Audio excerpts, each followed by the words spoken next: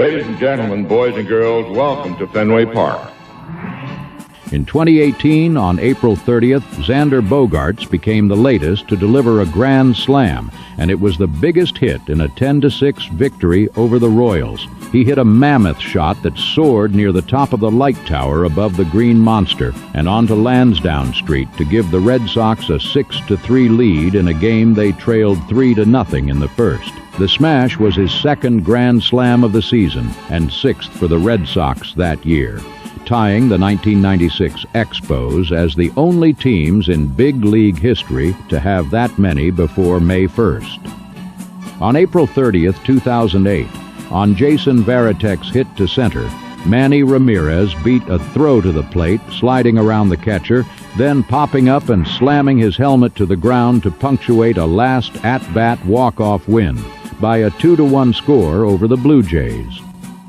As April ended on the 30th, Pedro Martinez won his fifth game 2-1 and was named American League Pitcher of the Month. Pedro became the first Red Sox pitcher to go 5-0 in April since Babe Ruth did it in 1917. The Red Sox pounded out a 19-0 win in the first game of a doubleheader on April 30th, 1950. Ted Williams clouted a pair of 3-run homers, one in the fourth inning where 15 batters came to the plate in an 11-run inning and giving them an 18-0 lead. 2 years later, on April 30th, 1952, the Red Sox said goodbye to Ted as he headed off to fight in Korea. After receiving a Cadillac in the opening pre-game ceremonies with Dom DiMaggio on base, in dramatic fashion, Ted drove a Dizzy Trout curveball into the right field bleachers to break a 3-3 tie in the seventh inning in what would be his last at-bat of the season. On April 30th, 1927, the Red Sox were shut out for 8 innings and went into the bottom of the ninth, losing 2-0 to the Yankees. The Sox then mounted a furious rally, and the Fenway fans, who turned out to see the Babe hit home runs, instead were treated to an incredible comeback by the hometown boys. Ira Flagstead opened the ninth with a blow to left field. Baby Doll Jacobson next bounced a single off the third base bag.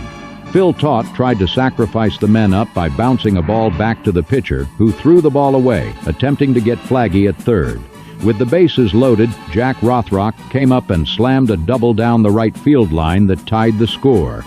After Grover Hartley was intentionally walked to again load the bases, and after 2 outs it was up to Fred Haney. The count went all the way up to 3-2, and on the deciding pitch, Haney walked to first while Rothrock trotted home with the winning Red Sox run, 3-2. And finally, Cy Young won the first game in the Boston Americans' Red Sox history on April 30th in 1901, thanks to Buck Freeman's game-tying 2-run homer in the ninth inning and 2 more Boston runs in the 10th. The 8-6 win was also the first extra inning game in American League history.